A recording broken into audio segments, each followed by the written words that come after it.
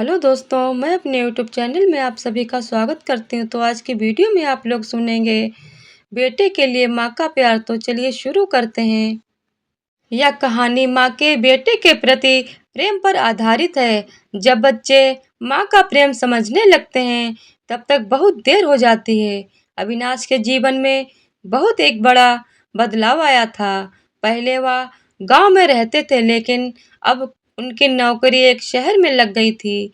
तो उनके माता-पिता ने उनकी शादी एक सुंदर और समझदार लड़की से कर दी, जो खुद भी नौकरी करती थी। अब अविनाश और उनकी पत्नी एक साथ शहर में रहने लगे।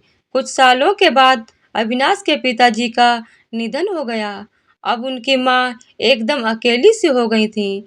फिर कुछ समय के बाद अविनाश अपनी माँ को शहर ले आया।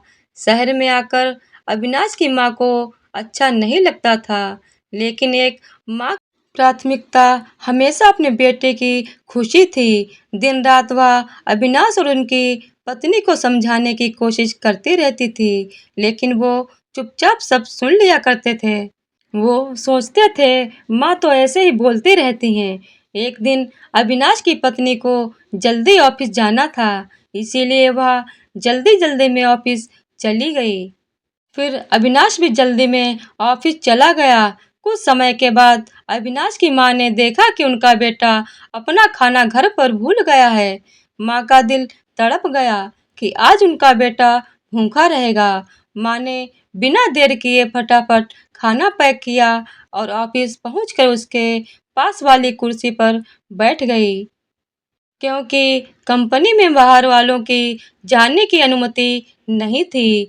बेटे को परेशानी ना हो इसीलिए माँ ने फ़ोन नहीं किया, बल्कि मैसेज किया। लेकिन अविनाश अपने काम में बिजी था और मैसेज पर ध्यान नहीं दिया। माँ ने बाहर इंतजार करते हुए कई घंटे बिता दिए और अविनाश का कोई जवाब नहीं आया, तो माँ की चिंता और बढ़ गई।